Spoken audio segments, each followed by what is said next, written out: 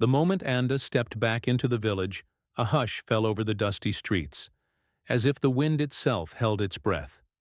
6 long years had passed since she had been cast out, condemned for a sickness no one understood, blamed for a curse she had never asked for. At 17, her mother's words had cut deeper than stones ever could. "This did not come from my womb." She had left barefoot, every step a silent scream of rejection, carrying only the raw weight of despair and confusion. Children had thrown stones, villagers had turned their faces, and even the elders looked away, unwilling to meet her eyes. For 6 years, Anda had vanished, swallowed by the forest that stretched beyond the hills like a protective shroud. No one knew where she went. Not a single footprint remained to trace her path. Many whispered that she had died or been taken by spirits, but the truth was far stranger and far more resilient. In a hidden corner of the forest, tucked between jagged stones and tangled thickets, she had found a small suffocating cave that became her sanctuary and her prison. There, the world could not reach her, and yet neither could she fully escape her memories. In those first unbearable nights, Anda's cries rang through the cave like hollow drums. Fever gripped her body, shaking her to her core, leaving her delirious with visions of her mother, sometimes cursing, sometimes pleading. Each dawn, she crawled to the stream nearby, trembling hands dipping into the cold water, drinking life back into her frail body, before retreating to the darkness that had become her only companion.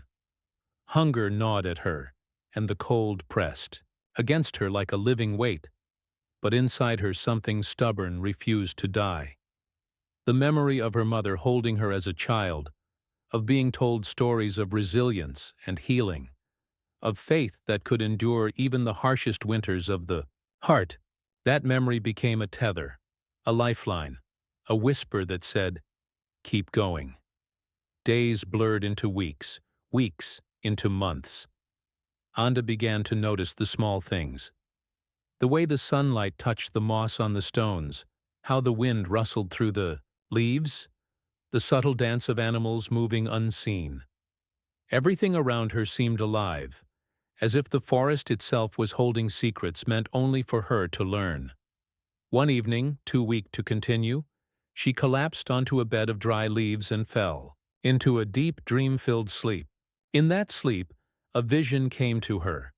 A tree, twisted and bitter-leaved, exuding a strong, pungent scent.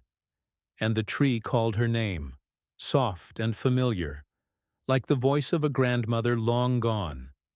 When Anda awoke, sweat clinging to her skin, her eyes shone with an unfamiliar clarity. For the first time since her exile, fear did not rule her. Instead, a calling thrummed through her veins, guided by instinct and the vivid memory of her dream. She ventured farther than ever before, following streams, crossing hills, and navigating underbrush until, at last, she discovered a small, moss-covered hut hidden between 2 giant stones. The air around it smelled of earth and wisdom, and inside lived a woman whose very presence seemed to command the forest itself.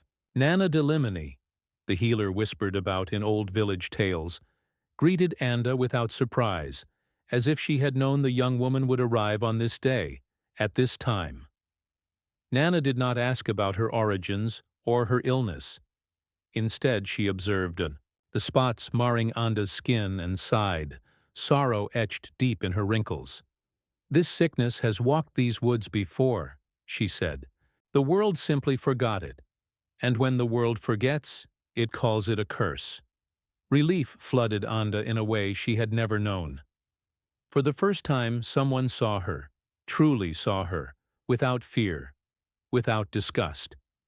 The days that followed were quiet, measured, and sacred. Anda observed Nana, learning that healing was never just of the body. It began with the spirit. Some pain leaves through tears, others through sweat, and the forest, when respected, whispers its wisdom. Their food was humble, cooked roots, bitter teas, watery porridge. But the nourishment came from Nana's unwavering gaze, a silent teacher whose eyes never doubted. Step by step, Anda's body regained strength.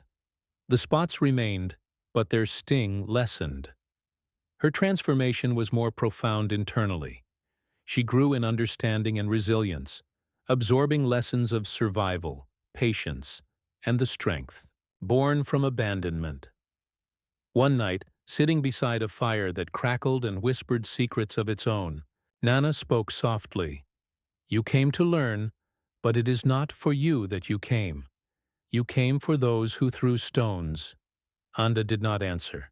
She closed her eyes and let the wind wash over her. In that stillness, anger melted away, replaced by purpose. Between the pain of rejection and the slow burn of hope, she began to bloom, learning to forgive, first herself, then the world. The forest taught her through rhythm, patience, and quiet rituals. Before sunrise each day, Anda and Nana collected dew-laden leaves. Some were so bitter they almost turned the stomach. Others required careful boiling and mixing with hard seeds.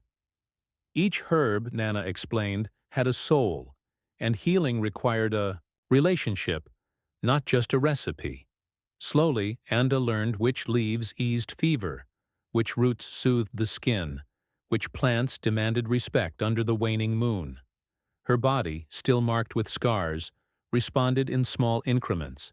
Her soul, however, transformed entirely, strengthened by understanding, forgiveness, and courage. Anda spent hours beneath the twisted tree from her dream. She touched its bark, inhaled the bitterness of its leaves, and in that sacred silence, she forgave herself for surviving, for enduring, for existing in a world that had turned its back. Nana watched over her, whispering truths like songs. "The illness entered through the fear of others, but the cure will come through your courage," she said one night, touching Anda's face with hands lined by wisdom. Those words etched themselves onto Anda's heart, and in the reflection of the stream, she saw a woman reborn. The scars on her skin remained, but her eyes now held light. The light of survival, of forgiveness, of a spirit that no stone or word could crush. Time. The spots vanished one by one, fading like autumn leaves, leaving only the silent testimony of healing. Anda did not cheer or dance. She celebrated quietly, each moment of recovery a prayer, each breath a victory. She carried within her the forgiveness for her mother, the release of anger she had poured like tears into the night, and the unwavering faith that had kept her alive when everyone else had given up. Then came the day when Nana asked the question that would decide everything. "Do you want to go back?" Anda considered the village, her mother's cold eyes, the children's stones, and the elders' judgmental faces. Finally she answered, calm but resolute, "I do." Nana nodded, her voice soft but firm, delivering words that would echo forever. "Then you're not going back as the sick girl. You're going back as the way." In that instant, Anda understood that her return would be more than a homecoming. It was a transformation. She would not come with fear or vengeance, but with something deeper, something intangible yet undeniable. The courage to heal, to forgive, and to change everything the village thought it knew. 6 years had passed since she fled under a rain of stones and hateful eyes. The path that had once been a corridor of pain and despair was now the road she walked with unshakable steps, her heart steady and serene, despite the memory of past cruelty. Her hair, once matted and wild, was braided with medicinal leaves and seeds. Her simple clothing carried the scent of earth and wind, yet it glowed, not gold, but with the quiet dignity of someone who had faced death in life and survived. The first to see her was a boy playing near the village gate. He froze, eyes wide, then ran, breathless with fright, as if he had glimpsed a spirit. Slowly more eyes appeared, peeking from windows, doorways, and the corners where life usually lingered, all drawn to the girl who had returned, not as a victim, but as hope itself. The faces were the same, but the gazes were different. Some held fear, others guilt. Some whispered. Some made the sign of the cross. Some turned their heads, pretending not to see, but no one approached. Then Makosi stepped out of her house. Time had aged her more than the years could explain. Her hair was white, her eyes sunken, her soul weary when she saw her daughter standing there, motionless. Her body gave out. For a moment she thought it was a hallucination. Then, realizing it was real, her legs buckled, not from emotion, but from shame, because guilt, when buried too long, rots you from the inside. Ayand said nothing. She just looked. There was no anger, no bitterness, but there was no embrace either. It was a reunion without words, without rehearsals, without promises. Behind Marcos, the village's eldest neighbor, Donna whispered loud enough for all to hear. "She's back! The curse is back!" And before anyone could silence her, she collapsed to the ground with a high fever, body trembling, eyes rolled back. Her sons carried her away as the villagers ran in search of answers. That same day, another resident, the village blacksmith, felt his body weaken. Then it was the turn of the spiritual leader's wife. One by one, the same symptoms that once marked Ayand's body began to spread like dry wind over tall grass. The local healer, a proud man who thought himself wiser than the elders, finally admitted, "I don't know what this is. I've never seen anything like it." And once again, fear took over the village. Only now, it wasn't about I. It was about everyone.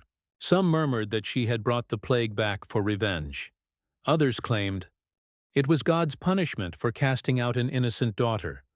There were those who truly believed Anda was a witch and had returned to finish what she started. But there were also those who, in silence, remembered the day they threw stones and now feared that fate was simply returning. Twice over, every wound they'd caused. Makosi watched it all in silence. Her daughter was there standing strong, alive, while the village, for the first time in years, was on its knees, without answers, without a cure, without a clue what to do. It was as if time had looped back to reveal who truly carried the sickness of the soul, and who had learned to heal. Even after being torn apart from within, Anda didn't celebrate the chaos. She didn't smile at the fear, but inside her, a battle was raging. The pain of the past pulsed alongside the desire to move forward. Because returning wasn't just about arriving, it was about deciding what to do with the pain that still breathed in every corner of that land. And that late afternoon, as the sun dipped behind the hill, everyone knew one thing. The girl who had been cast out as cursed had returned. But now she was no longer a threat. She was a mirror, and very few had the courage to truly look into it. In a village where everything was passed down from mouth to ear, where every gesture carried memory and every silence hid a judgment, the outbreak of the illness spread faster than the wind itself. First, it was Donna, then the blacksmith, followed by the healer's wife. No one understood what was happening, but everyone's bodies began to speak the same language that years ago had been spoken through Anda's body. Sudden fever, skin rashes, weakness in the bones. It was as if pain had returned to collect an old debt, and now it made no distinction between old or young, woman or man, the righteous or the arrogant.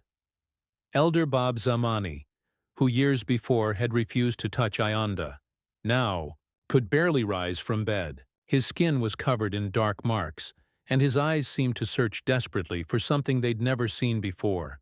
Regret, he called out the names of ancient spirits. Recited chants no one had heard in decades, but nothing worked. For the first time in many years, the villagers realized that neither sacred words nor healing rituals nor promises of repentance eased the pain.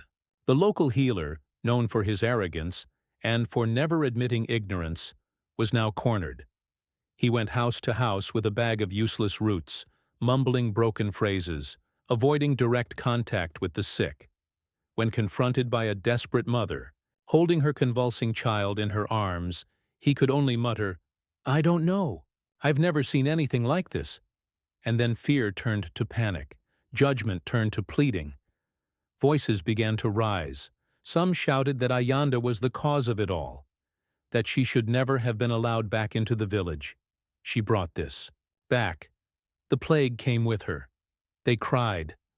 Others, more quiet, began to suspect that the real issue wasn't her presence, but the past everyone pretended to forget. Maybe this is punishment for what we did, whispered one of the elders in the shadow of a tree, but no one dared say it out loud. The children, once taught to fear her, now watched from a distance with curiosity and a kind of respect. It was as if somehow they knew A carried something no one else there had any more. Calm, she walked among the sick without hurry, observing, remembering the same symptoms he had endured, the nights of fever, the days of weakness. But now the eyes cast upon her were different. There were no stones. There was doubt. There was hope disguised as shame. A chaos. I watched everything from inside her home. Her hands trembled, but not from sickness, from memory. Each face that fell ill was a living reminder of the day she pushed her daughter away, of when she trusted the whispers of neighbors more than the eyes of the child she had brought into the world. She didn't come from my womb, she had said, and now all she felt was the weight of every syllable coming back like a hammer pounding her conscience. The entire village seemed suspended on an invisible thread, ready to snap. With each new illness, each new fever, each child showing the first signs, the desperation grew. But no one moved. None knew where to start. It was as if time had come to collect on every act of indifference, every thrown stone, every word of contempt. And in the midst of it all stood Iandanda, the rejected, the cast out, the forgotten, now the only one walking, whole among the broken pieces of a community that once believed itself invincible. The illness now belonged to the village, not to a person, not to a house, not to a single body. It was the reflection of something deeper, a moral wound, a collective forgetting that what you do to another will one day return. And it had returned. Back then, the village of Bokatima lived by small gestures, sharing corn, praying in circles, carrying water together, protecting their own. But it was also that same village that chose to abandon when she needed them the most. Now, so many years later, it was as if fate had placed before her a tray of possibilities, the chance to turn her back and walk away, letting everyone reap what they had sown, or something harder, something no remedy from the forest could teach: forgiveness.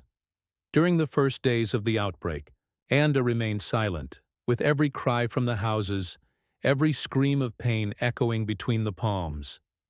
She felt the weight of history pressing her for a response. Her heart torn between the wounded girl and the healed woman beat harder every time someone referred to her as the one who brought the curse. Because even though some were starting to see the truth, fear led many to cling to ignorance. Like someone warming themselves by a fire that's burning everything down, but still refuses to put it out. Mark Kosai, her mother, barely looked her in the eyes. She avoided crossing paths with her daughter, as if she no longer had the right to call her mine. It was clear something was eating her from the inside.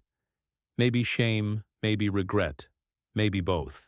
But no words were spoken, no apology, no explanation, just silence. And that silence hurt Anda the most, because it showed that even in the face of tragedy, some hearts would still rather stay quiet than admit the truth. On one of those moonless nights, Ayanda heard the soft cry of a child coming from the house next door. It was a weak cry, feverish, mixing exhaustion with despair. She stood up barefoot and walked to the door. The child's mother, a neighbor who years ago had shouted that she was cursed, opened the door with eyes full of fear and shame. For a moment she froze. Maybe she expected a scream, a reproach, a rejection.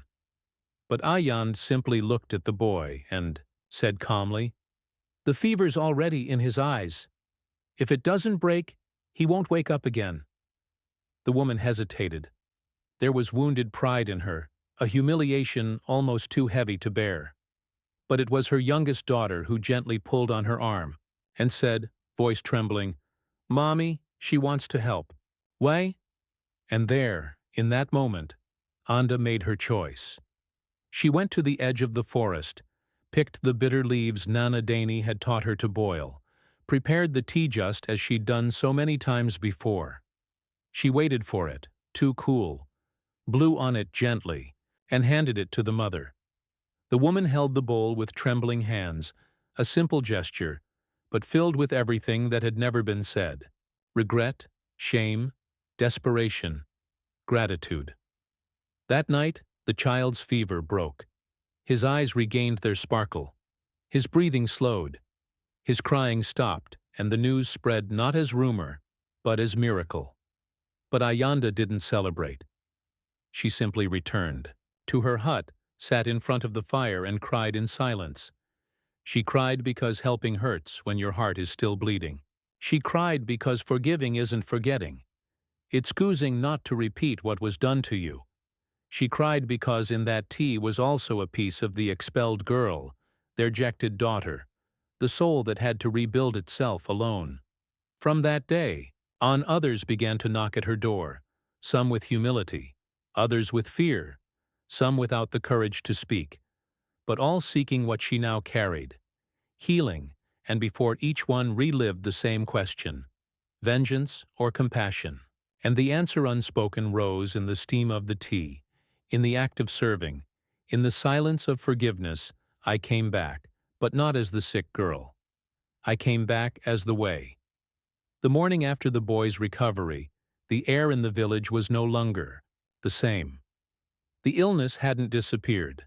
It still lingered in Biss, in the moans coming from the homes, in the weary steps of those fighting to breathe. But something new, almost imperceptible, was spreading silently. Hope. And that hope had a name, one that had once been avoided, spat upon, cursed. The first time she returned to the home of the neighbor who once called her filthy, it wasn't with pride or vengeance in her eyes. It was with the same clay bowl in her hands and a clean cloth over her shoulder. The woman lay curled up, her eyes sunken, lips cracked from fever. When she saw Ayanda enter, she tried to rise, but shame pinned her to the floor. I said nothing. She knelt, soaked the cloth in warm infusion, and began to wipe the woman's face with the same tenderness she once wished to have received from her own mother. The woman's daughter, a 12-year-old named Nelody, stood in the doorway watching her. Eyes were the only ones not clouded by old judgments. When Anda offered the tea, the woman hesitated. Her fingers trembled. Her throat seemed to dry to swallow, even her own guilt. But Nelody took her mother's hand and whispered, voice firm and childlike, "Drink! She doesn't want to hurt you. She wants to heal you." Those words, simple, direct, pure, shattered the rotting silence that gripped the village, because they didn't come from a mouthful of guilt, nor from a heart burdened with doubt. They came from someone untouched by the past, yet able to see clearly what the grown-up had left in ruins: humanity. And then, sip by sip, sweat began to trickle down. The woman's face, the fever, once uncontrollable, began to break. And when the morning finally touched the thatched roof of the house, she was sleeping peacefully for the first time in days. That scene, though contained within mud walls and silence, echoed through the entire village. Within hours, Anda was no longer spoken of as a threat. Now her name was whispered like a miracle that had sprouted from hard ground. And with each new person healed by her hands, the village began to see itself reflected, not in the sickness, but in the shame. Ayander's gesture wasn't just an act of kindness. It was a rupture, a deep cut in the story that had been built over years from fear, ignorance, and pride. Because when the woman who was once cast out without mercy kneels before the same people who called her cursed, and still offers them healing. She's not just treating a body. She's opening wounds far older, forcing everyone to face their own filthy, distorted reflection. That night, Ayanda's hut was surrounded by people. No one dared knock on the door. Some sat at a distance. Others came, quietly, leaving offerings, a handful of cornmeal, a clean cloth, seed necklaces, rare roots carefully gathered. It was as if the village, unable to ask for forgiveness, tried to build a path back with what it knew best: gestures. But I asked for no apologies, demanded no recognition. She remained there, seated by the fire, stirring her infusions with patience. Her gaze was that of someone who had long since outgrown the need to be accepted, because her mission was no longer to prove anything to anyone. It was simply to fulfill what had been revealed to her through pain. In the stillness of that night, Makosi appeared at her daughter's doorstep, alone, barefoot, her face starred with tears. She said nothing. She simply placed an embroidered cloth at Air's feet as if surrendering her own dignity. Air looked at the cloth but didn't pick it up. She knew that true forgiveness doesn't come with objects. It comes with time. It comes with change. And in that moment, without a single word spoken, the fate of the village began to shift. Not by force, but by humility, not through punishment, but through healing. Because sometimes a bitter tea in the right hands is more powerful than any punishment. From the heavens. On the third day after the act that saved the sick woman, the silence in the village was no longer one of fear. It was one of expectation, a silence that hung heavy like a rain cloud about to burst. Air's name, once spoken like a curse, was now uttered with a mixture of care and respect, as if people had to relearn how to speak the name of someone who had once been buried alive. The children no longer ran at the sight of her. The men who once stared at the ground now met her gaze briefly, almost ashamed. But there was still one person who hadn't found the courage to approach her. Her mother, Makosi, spent her days watching, I from a distance, sitting at her doorstep like someone waiting for a rain that might never come. It was as if each healing performed turned another knife inside her, not just out of guilt, but from the painful realization that at the moment it mattered most, she had failed. Not as a neighbor, not as a woman, but as a mother. Then one stifling afternoon, when the sky pressed down on the thatched roofs, and even the chickens moved in silence, the village chief appeared at Ander's hut. He was a man with a commanding voice, known for never backing down for upholding tradition, even when it hurt. But that day, his body bent like an old branch. He removed his leather hat, cleared his throat, and said, "We've come to ask for guidance." That was all. No speech, no ceremony. But those who were there witnessed the impossible. The leader kneeling before the outcast. Ayanda didn't smile, nor did she cry. She simply pointed to the leaves drying in the sun and said, "The healing is there, but the remedy must first pass through the soul." The chief nodded, rose in silence, and left like a man carrying the weight of generations who had pretended they'd never erred. The next day, while the sun still cast long shadows on the earth, Makosi finally gathered the courage. She stepped out of her house, a cloth tied around her head, eyes red from sleepless nights, and walked slowly toward her daughter's hut. At the door, she hesitated, unsure whether to knock, to call, or to turn back. But then she heard a song coming. From inside, a lullaby she used to sing to when she was little, from a time when the girl's knees still fit in her lap. With a trembling voice, she murmured, "In," and it was as if time froze. The door opened, not quickly, not angrily, but with the gentleness of someone who understands that some wounds don't need to be spoken to be felt. Makosi dropped to her knees. The words that came from her mouth weren't perfect nor polished. They were broken, ashamed, honest. "You are more my daughter now than I ever was your mother." And then, for the first time in years, I stepped forward, took her mother's hands, and wrapped them in her own. She didn't reply with words. She simply stood, prepared another tea, and served it with her own hands as if to say without saying, "I'm still here." The whole village heard about the scene. Some wept quietly. Others thanked the ancestors for being alive to witness such a moment, because in that simple act of serving, of caring for the woman who had once rejected her, A wasn't just healing a relationship. She was breaking a cycle of pride, of fear, of abandonment. And so between the warmth of the fire and the bitterness of the tea, reconciliation happened, not with celebrations, not with speeches, not with performative forgiveness, but with presence, with a gaze, with surrender. That day many came to understand that asking for forgiveness is not weakness, and forgiving even less so. That sometimes the justice we beg from the heavens begins with the simple act of offering a clay bowl to the very one who once turned their back on us.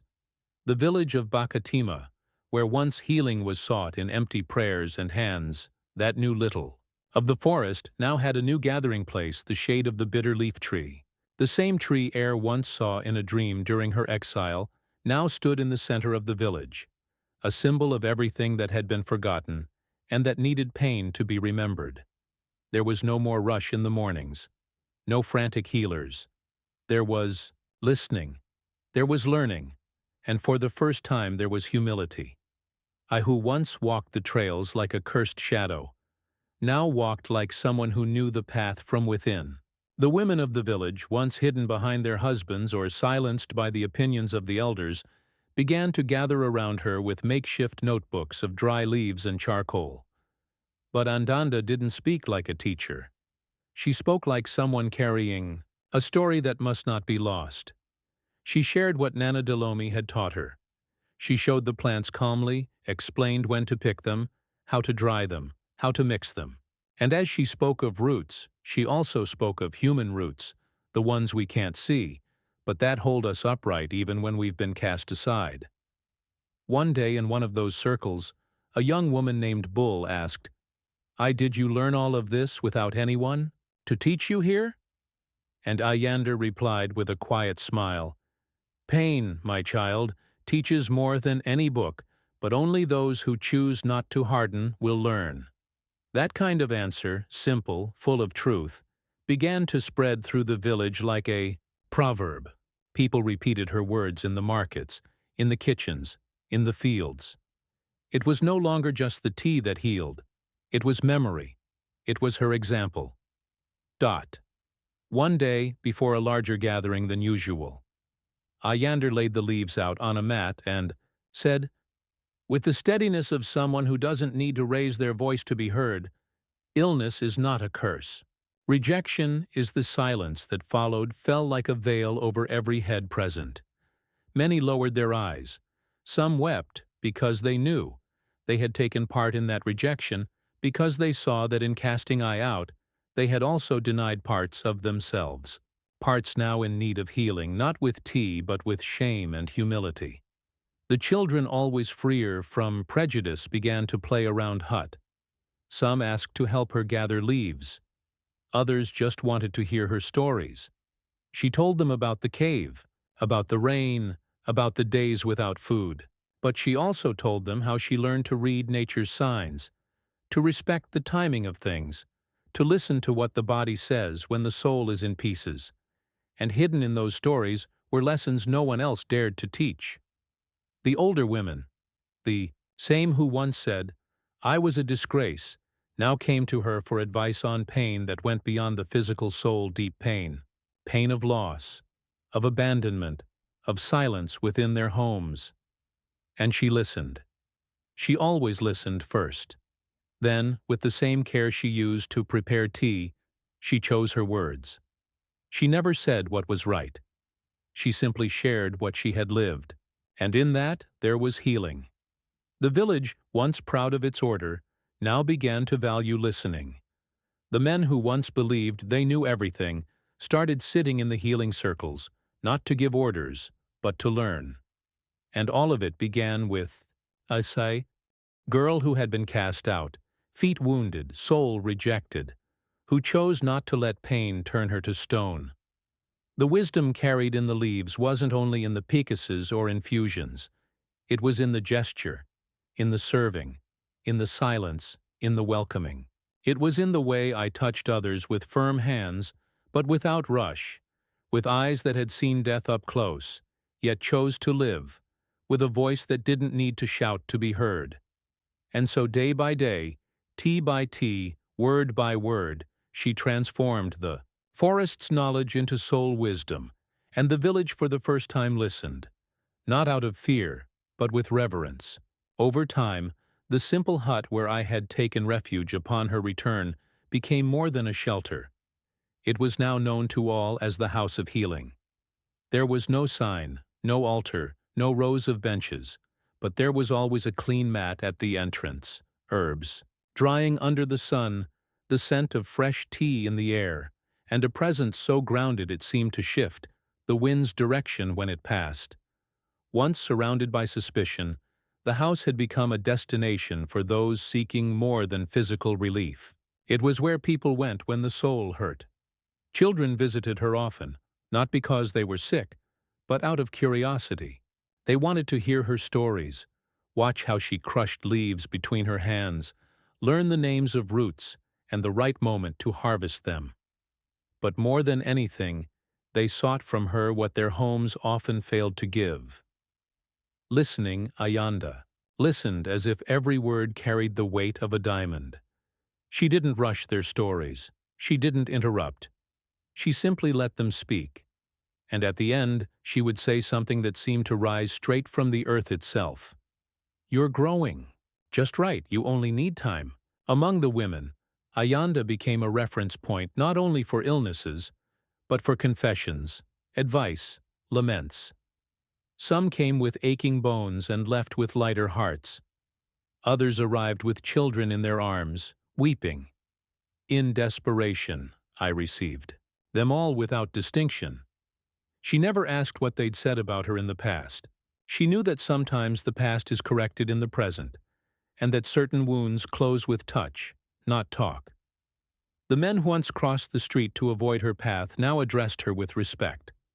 When their children fell ill, they sent their wives to ask for help, and now and then they came themselves, hat in hand and pride hidden in their eyes. Ayanda never humiliated anyone. She didn't revisit old sins. She only said, "Sit, we start with the bitterest leaf." And it was always like that. Healing came after silence, after the gaze, after Thatia.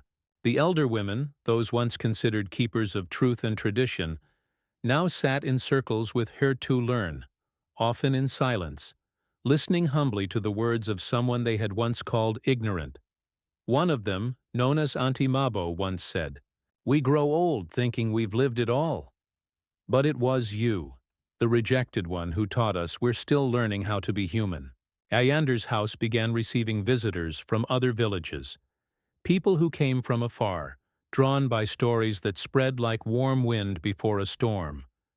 Even those who had never believed started coming, not for the tea, but for the comfort, because, in that hut, no one was rushed, no one was lesser for having fallen. There everyone could sit as equals, as the wounded, as people in the process of healing.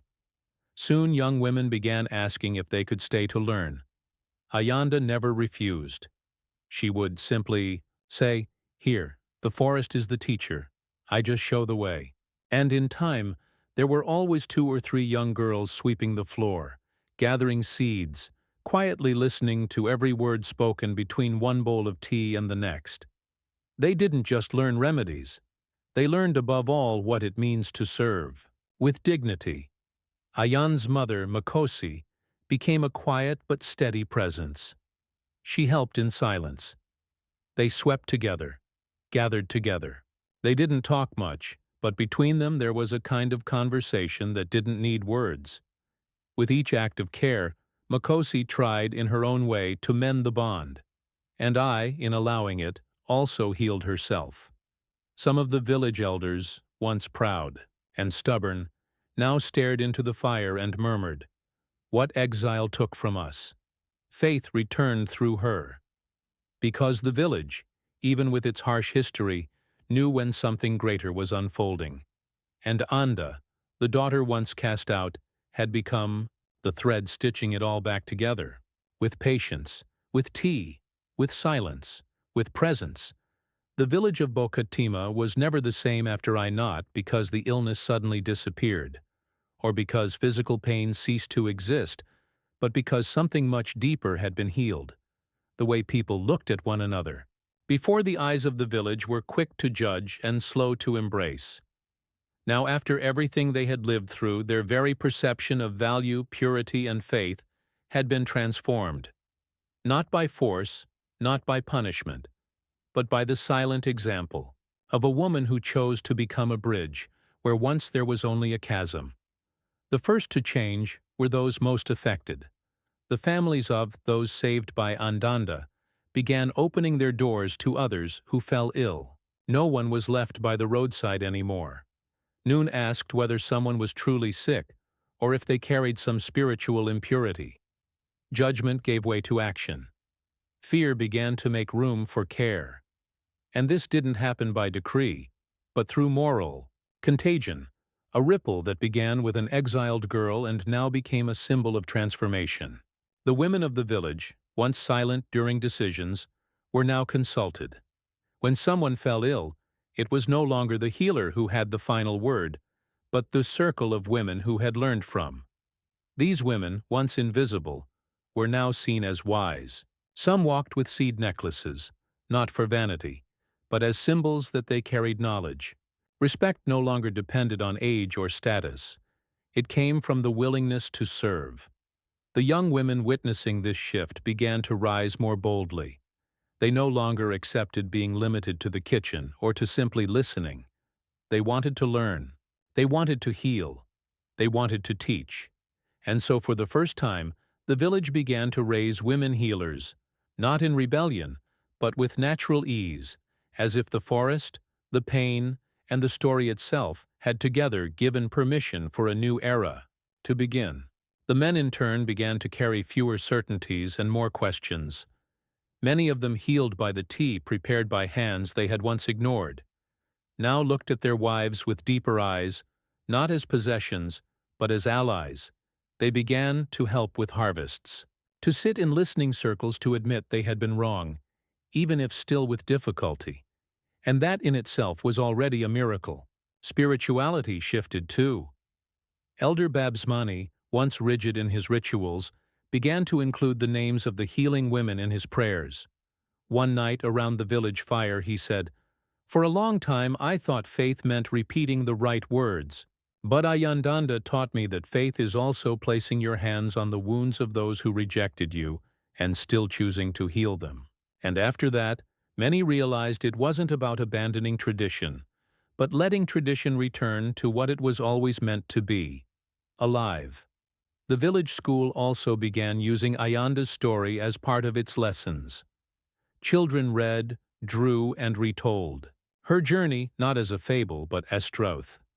Teachers would say, "Here, we learn math, yes, but we also learn not to turn our faces from those who suffer," because they knew that the Ville's future didn't depend only on what was written on paper, but on what was carried in the heart.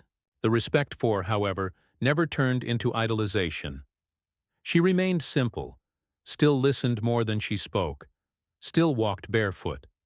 But nowhere presence alone reminded people of who they had been and who they were becoming. And perhaps that was the greatest miracle of all. Not the healing of bodies, but the transformation of an entire community. Because the pain he lived through became a mirror, and no one could go back to living as before after seeing themselves in it. Years passed, but I's story was never trapped in time. In the village of Bakatima, where once dust covered wounds and pride, silenced affection, the paths are now marked by lighter steps and eyes that see with deeper understanding. It's not about perfection. Pain still visits, illness still comes, suffering still passes through. But now when it arrives, it meets a different people. A people who learn that healing doesn't begin with leaves. It begins in the heart. A YDA. The daughter who was once cast out with a bundle on her back and wounds on her skin became the balm of the community, not by some magical miracle, nor through sudden fame, but through quiet resistance, through the repeated choice not to return bitterness for rejection, through the strength to, even shattered, gather her own pieces and turn pain into a path. And for doing all of that without ever demanding recognition, she became greater than any apology could contain. Makhosi, the mother who once denied her own blood was the first to be healed by the hands she had once scorned. She never asked for forgiveness with grand speeches, but she dedicated every gesture, every help, every presence to rebuilding the bridge. She'd broken Nyanda by accepting that late-blooming love showed the village that forgiveness is not a concession. It is liberation for the one who forgives, for the one who is forgiven, for all who are watching. With time, the people learned that faith isn't just about praying hard. It's not just lighting candles, making promises, repeating chants. Faith is also embracing those who bleed. It's not turning your face away from someone else's pain. It's leaving the door open even when pride tells you to shut it. It's recognizing value even where the world only sees weakness. Air taught all of that, without ever raising her voice, because her very presence said what words could not reach. And the most beautiful part is that her story didn't become a distant myth. It became daily practice. Today, when someone arrives in the village asking if all of it really happened, the locals don't tell it like a legend. They simply point to the leaves drying in the sun, to the women grinding roots, to the children gathered around the twisted branched tree listening to stories, and they say with quiet pride, "She was the one who taught us." The hut, now known as the House of Healing, still stands, not as a monument, but as a beacon. People come from other regions. Sit, listen. They're not just after the tea. They want to understand how someone can survive abandonment and still return as a blessing. They want to know how pain can become a bridge, how scorn can become a path, how shame can become a voice. And so when the sun sets behind the mountains and the wind carries the scent of bitter leaves, the elders gather in the square and retell, with detail, with pauses, with reverence, the story of the girl who was cast out and returned with healing, not as punishment, but as an answer. Because in the end, Ayanda didn't return to remind the village of what it did wrong. She came to show them what could still be made right. And that's what changed everything. And if today there are still those who doubt, they only need to look at the leaves drying in the sun and remember who taught them to heal. If this story touched your heart, let us know where you're watching from. Leave a comment below. We'd love to hear from you. Don't forget to like the video, share it with your friends and family, and subscribe to the channel. That really helps us keep bringing you real and emotional stories like this one. Thank you for being part of our